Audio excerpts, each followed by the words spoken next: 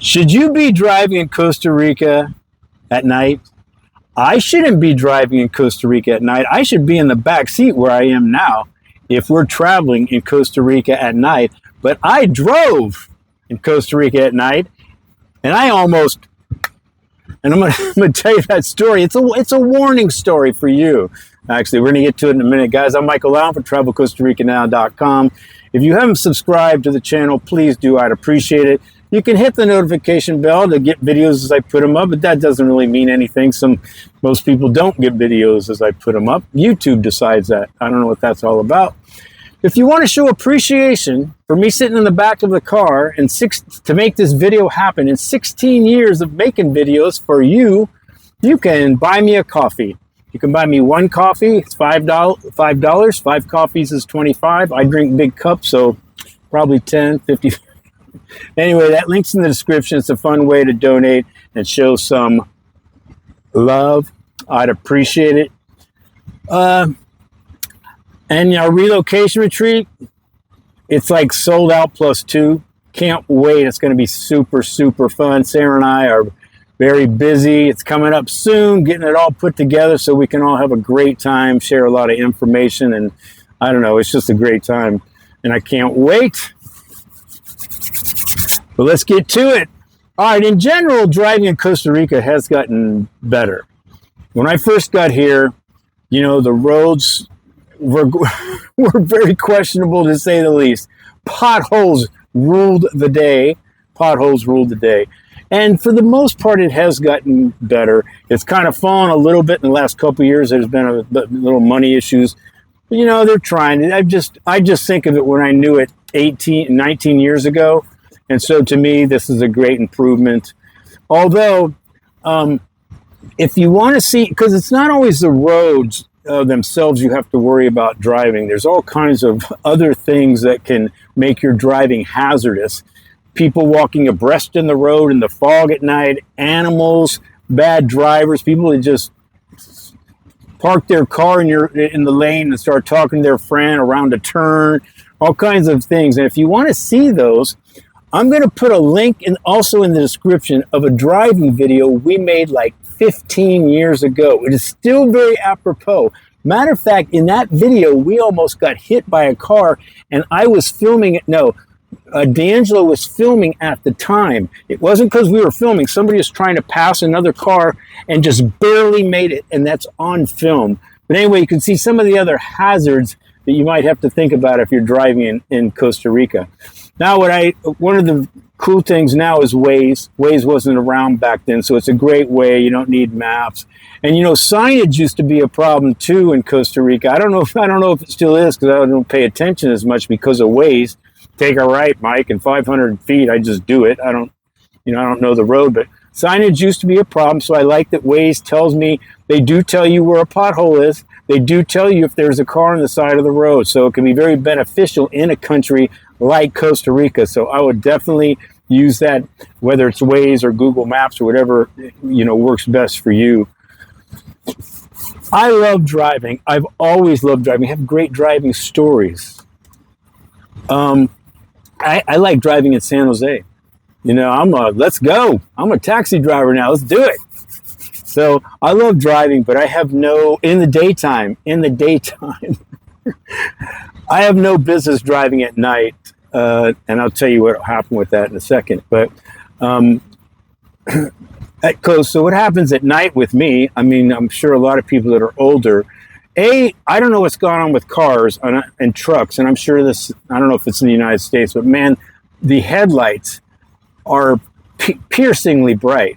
I don't even see how they're legal, to be honest with you. So, you know, if you either push your high beams to them really quick, or you have to follow, you know, the line over on the right so you can see.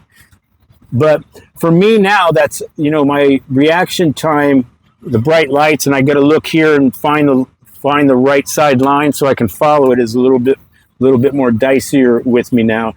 The other thing is, I don't know how to describe this, but if you take a picture of, like, let's say you take a picture of my face and you're real close and it's a high def camera, you're going to look into my pores, see nose hairs you don't want to see, the zit that popped up over here, and it's going to be super close. It's like those 5K TVs or something. I don't even know why I don't know why they use those. You can see every problem in somebody's face.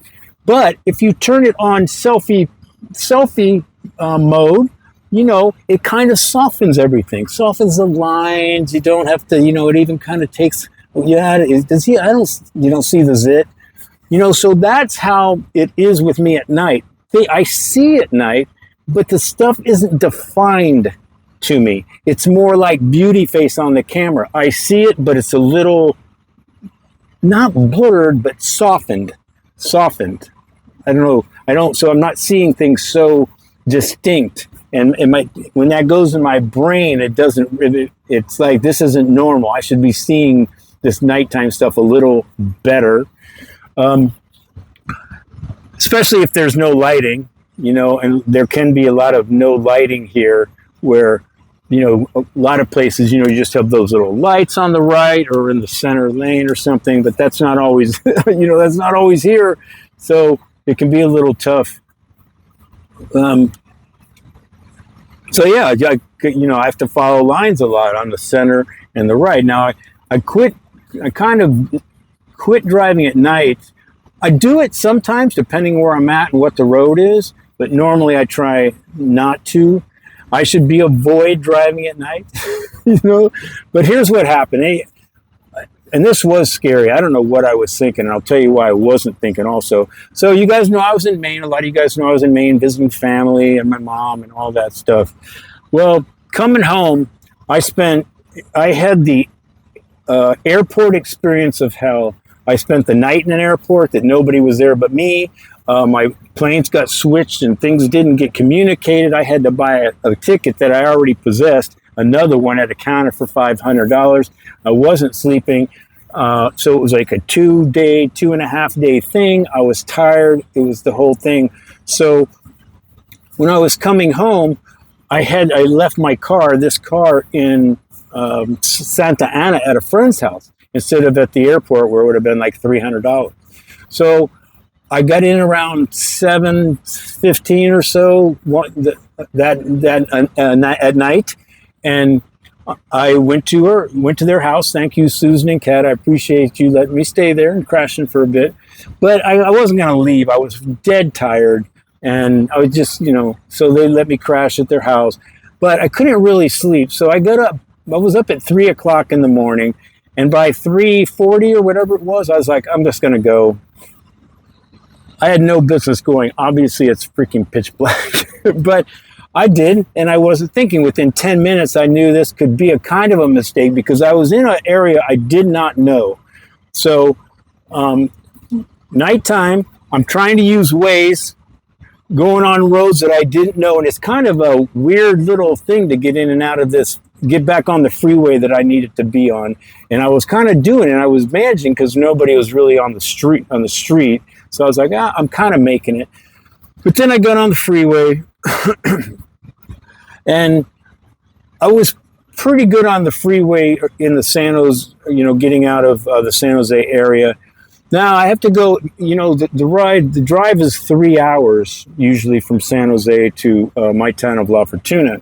So coming up to San Ramone's kind of a bigger town, and about, 10 minutes before you get in the town, it's kind of, you're going up on the side of, mountains, you're kind of going around turns and down, and, I had problems there because what was happening, now I'm going 60, 70 miles an hour, and you're going around a turn, and not even a sharp turn, and my eyes wouldn't adjust quick enough to, whether it's the right side stripe or the center stripes or whatever. And in Costa Rica, they have a lot of, you have 2 lanes for like 2 minutes, and then all of a sudden you get to get back over here.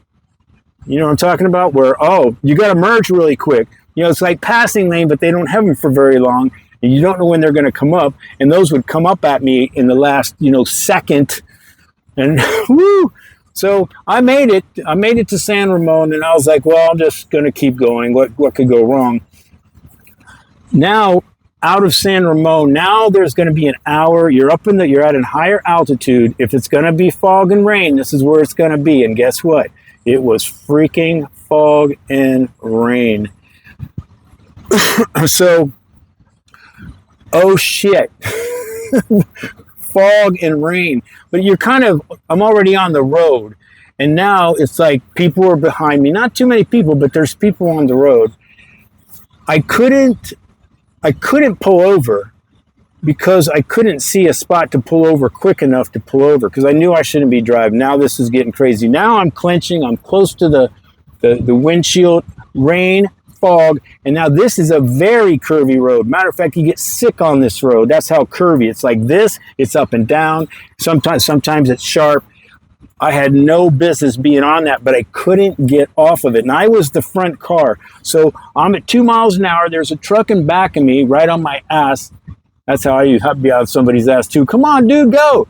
But I decided, man, I'm going to die which I didn't almost die, but I almost got in trouble going way too far to the right. Because now, here's the problem on that road. On the right, you're right up to the jungle.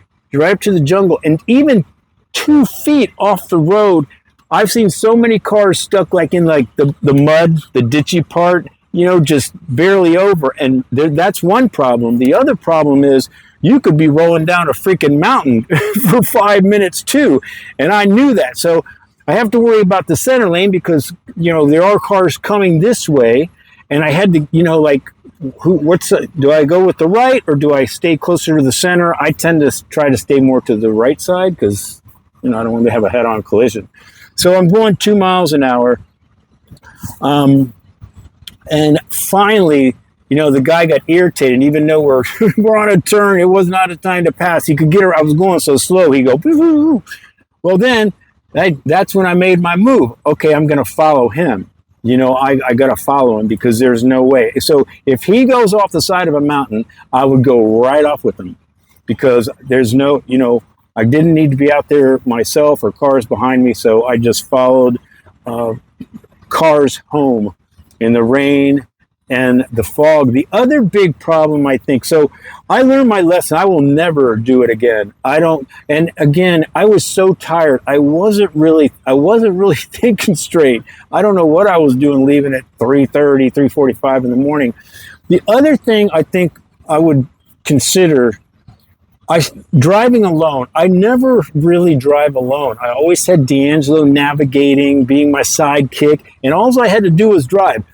Michael, take a right. Michael, take a left. It's up here 100 feet. Do this, do this. I didn't have to worry about nothing. I could just watch the road, pay attention to what I was doing.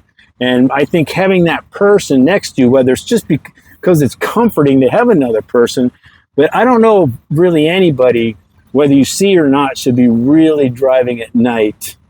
I guess I'm saying that as an old person because I think I probably would drive by myself, 15 years ago. But anyway, I think it might be a good rule of thumb because nighttime driving is difficult here. All fog, rain, people, animals, parked cars, bad drivers, all kinds of different reasons why you should, and you don't know where you're going for the most part. And it is in a lot of places. So I think having that person next to you and following somebody else or even following a truck that's going slow, at least you have an excuse for going slow, and then people will just have to pass you and the truck. So again, I learned my lesson, and I'll never do that again.